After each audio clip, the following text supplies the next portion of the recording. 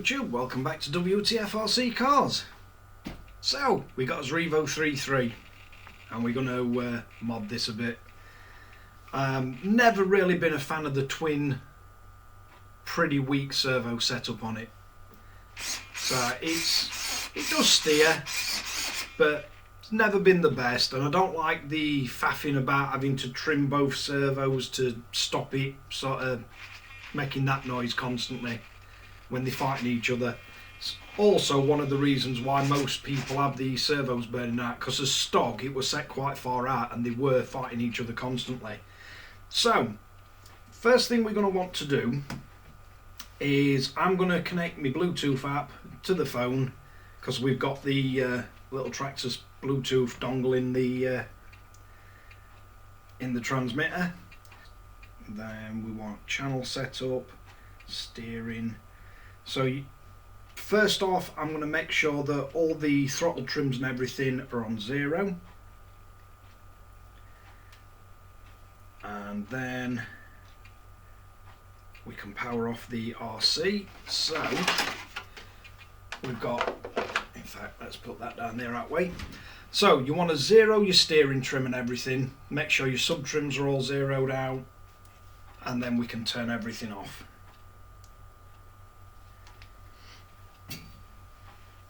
Then we're going to want to open the servo box up, and what we're going to be doing is removing these two servos. So first thing, you're going to flip the RC over, and you've got 2 screws on the outside and then 2 screws on the inside. The inside ones can be a bit of a pain to get to, so if you remove these covers first. So I believe these are, let's see, yeah, so these you're going to want a 2mm hex driver,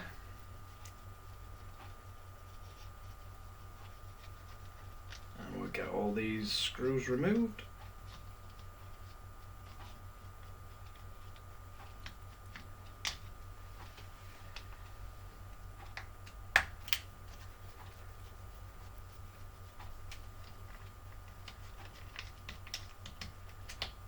And once you get the outer ones removed, if you pop the screws back into there, you'll know which screws came from where.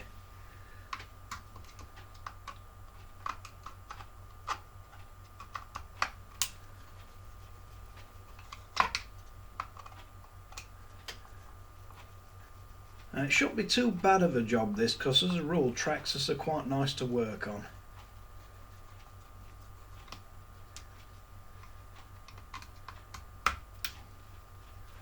Certainly not one of the worst RCs I've worked on.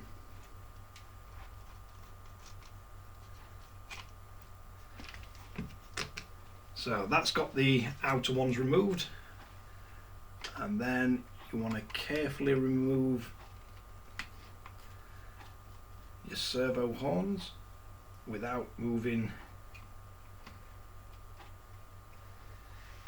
Shouldn't need to remove anything else, just the center screw, so we'll get them out.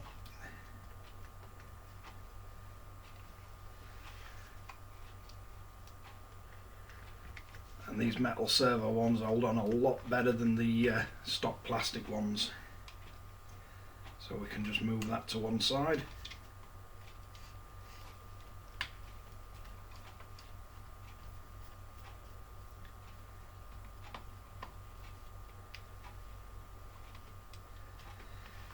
I'm not really sure why Traxxas decided to go with a dual steering servo. I don't know if at the time they just didn't have a powerful enough servo to go single servo,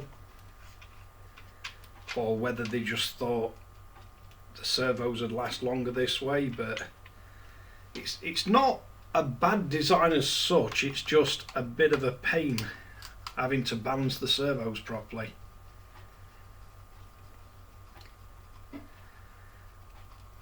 And you want to remove the 2 lower screws for each of the servos.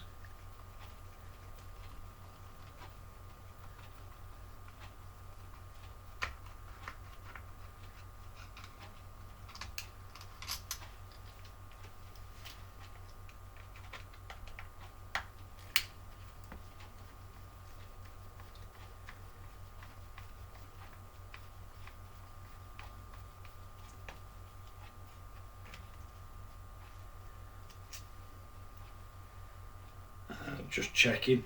The all 4 servo screws at the same length, so it doesn't matter if you get them mixed up.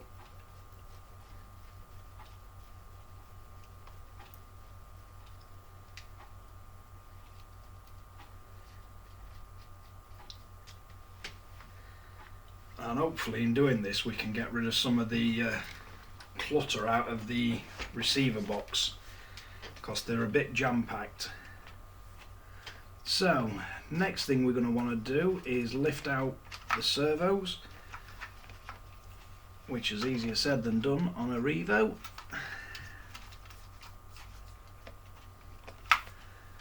Especially if you've got the sway bar kit installed like I have. Now you have these little clips on the end of the servos, and the little lugs, they go face down and they do locate.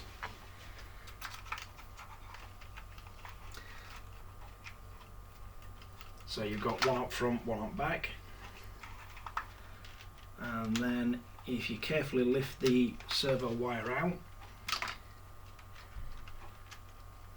and then we've got one hell of a tangled mess once you get into the radio box, and a tie wrap. So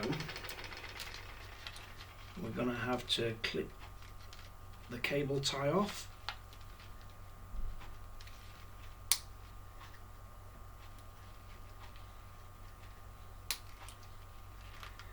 and just be careful you don't get any of your servo wires when you're cutting this off. So as you look top down, the first servo that we're going to remove, that is in the second servo position from the end. So that's one servo removed. Then this is going to be interesting. Again, this will be a bit easier if you don't have the sway bar kit. And then want to remove the rear and the front. The rear one is the one that's got the chamfered edges on it. And then carefully remove this servo wire. And this is the one connected to the bottom of the stock receiver. So that's as 2 removed. Then the next thing, we're going to want to get a servo. So for this one I'm going with the Dmond 50kg. It says brushless, but it's actually a coreless servo. There is a little bit of waterproofing on this. It does have a rubber seal ramp bottom, but it's not advertised as a waterproof servo. So first thing we're going to want to do, you can plug it into either the first or second slot on your receiver. They both say channel 1. So then we're going to want to power the receiver and the transmitter and make sure it works. Now because we zeroed everything in the app, or you can use these weird buttons and a million menu presses to do it, but once you get the servo centered, you can then power off your transmitter and your receiver. You're going to want to fit it with the cable coming down this side, which is the way the original one was fitted, and you want the servo head facing the front. Then you're going to want to get the one without the chamfers, that goes on the front, the one with the chamfers on the back, and you're going to want to make sure these lugs are facing downwards. So I'll just move some of these wires out way. Let's see if we can coax this one back into position. Now, size wise it shouldn't be any different to the Traxxas one, so it should go in quite well, or quite easy, but we shall have to see.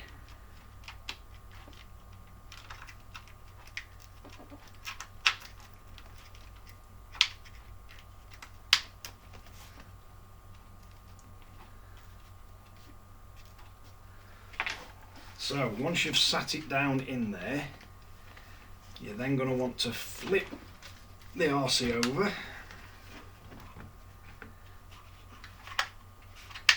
And it's entirely up to you which side you want to put it in, but I'm going with the, as you look at the bottom, the left hand side, or the right hand side depending on which way around you're looking at it. But basically if you've got the RC upside down with the back end to your right, it's the one facing you. So we want to get the two innermost screws in first.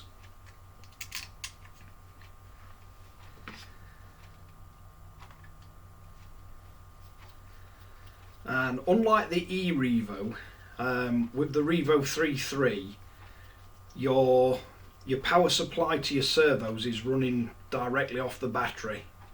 Although it does run through the receiver, on almost every receiver I've ever took apart, the positive and negative are all connected straight through, so you won't have the problem with the E-REVOs. You may have an issue where your BEC is not powerful enough to run the servo. You shouldn't run into that kind of issue running this on the Revo 3.3. Then what we're going to need to do is line your steering up as close as you possibly can, and then get the servo on. Let's see which one it sits best at.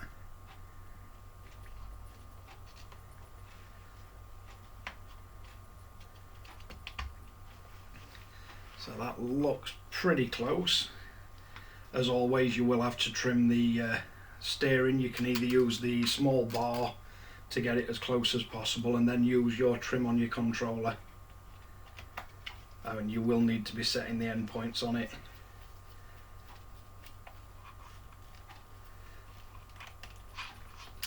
So that's the steering all back together. Then you want to place the protective cover back on and the two outer screws. Now I know quite a few years back I did manage to see single servo conversion arms for sale, but I've not seen them for quite a while, so I'm not sure if they're still available or if they just decided to stop doing them. Now it looks like I'm just going to have to back these first screws off a little bit to get the plastic covers to line up so we can get these outer screws in.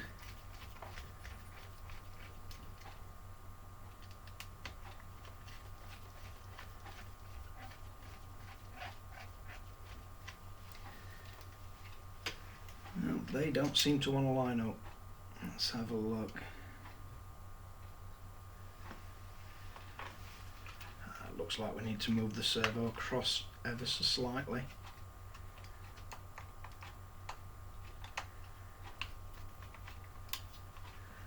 So if we just undo that, get the hex drive in, and you can pull the servo across a little bit just to get it lined up. This will all depend on which servo you decide to use. Some of them have got slightly different spacings.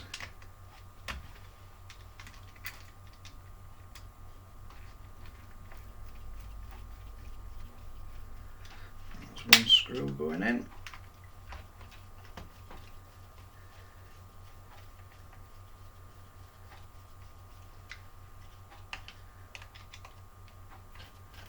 And then there is enough room if you leave this cover loose to tighten the inner screws.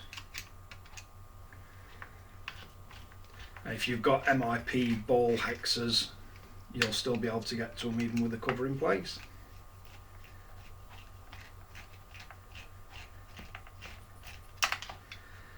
Don't forget the bit that you're screwing these into is plastic.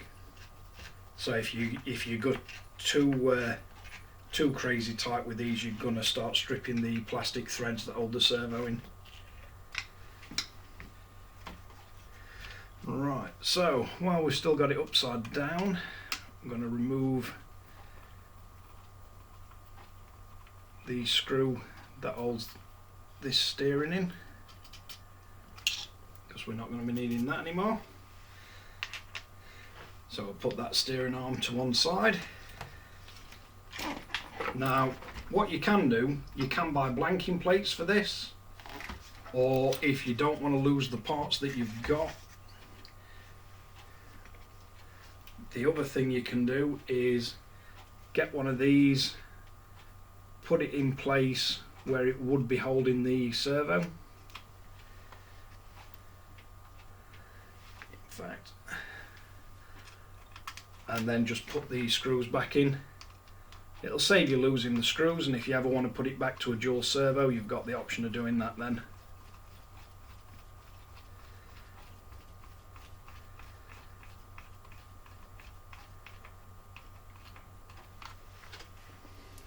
Where's that one gone? I see it. So again, these just go with the larger bit facing outwards and the two little lugs go into these holes.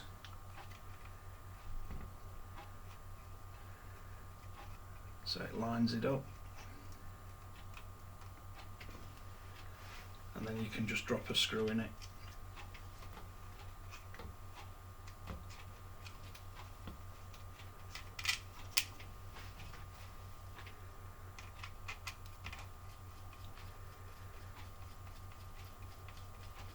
And depending on how much you bash around with your EREVO, these little covers on either side, they do stop it beaching out and bashing this steering bar. Does give you a little bit more protection if you've got these on, but it's entirely up to you whether you want to fit this back. You don't need to. And as I say, you can also get the blanking plates, which I'm probably going to have a look for one of them, just to block the hole up, stop a bit of crud flying up in there.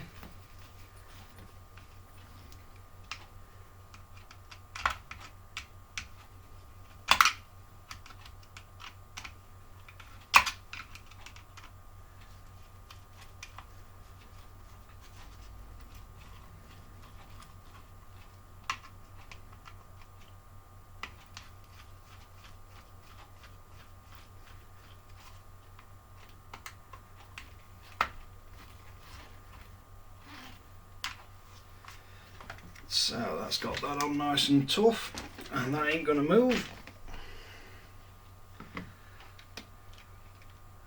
So before we tidy all wires up, we can put these central wires back in so you don't get them flying out and getting stuck on your brakes, which would be bad.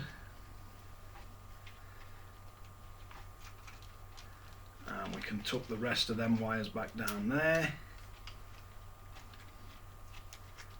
And you can bring this servo wire around and into the receiver box the way the stock one did.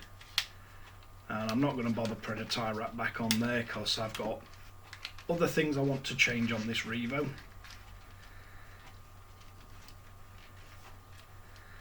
But basically,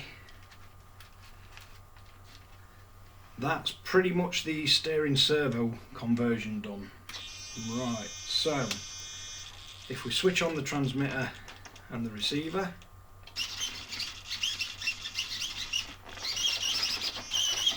and straight away that is a big improvement on speed. Right, so we've got the servo all in place and we've got the transmitter on, we've got nice fast steering. So now we want to set as endpoints.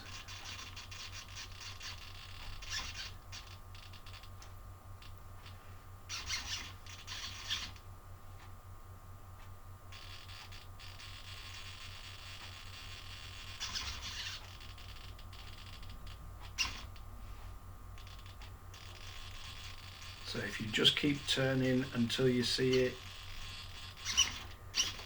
you don't want the servo to be fighting against the servo saver.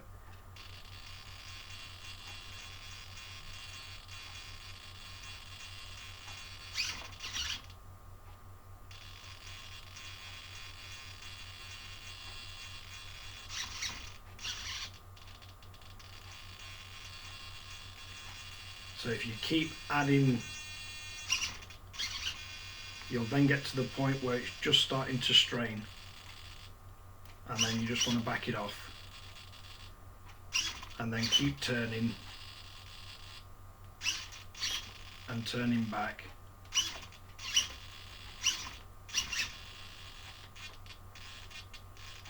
Yeah, you can see that that's not quite straining. Now that one is. So if you just keep turning and then turning the travel down,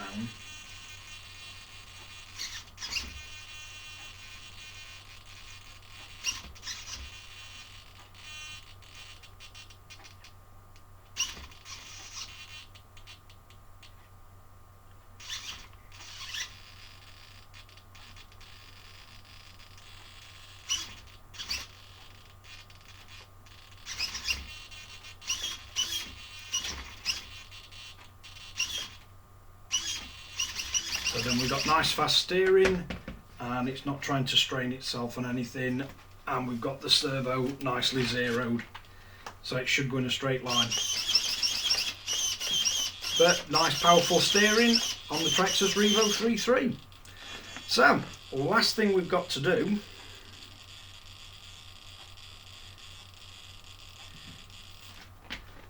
is power off, and the charge port on mine I've pulled up through the RC receiver box, and I'll just keep it in here because it's easier than messing around with the horrible little plug on bottom. This plug is what I'm using for the power takeoff for the lap monitor system when we run that. So we took the wires all in nice and neat. Then you'll want to pop the receiver box cover back on. Just make sure you ain't got any of your wires trapped. And we can put his little pin back in. And there we go. One really powerful steering servo. And we should be able to flick it on. And then we've got nice quick steering even on the really sticky rubber Traxxas mat. Now there's a few things you can do, and these are completely optional. You can try and find a single conversion one of these, or if you really wanted you could cut one of them arms off, but personally I'm going to leave it on because it's not really going to get stuck on anything. And if you have a really bad accident, because you're running a more powerful servo, if this arm breaks, you can just swap the servo to the other side, set it up and use the other side without having to replace the servo saver. But thanks again for watching Wtf Rc Cars. If you find these kind of videos interesting and you like them, share to friends and family or anybody else that you might find it useful, and like and subscribe to the channel. And I'll catch you guys again in the next one.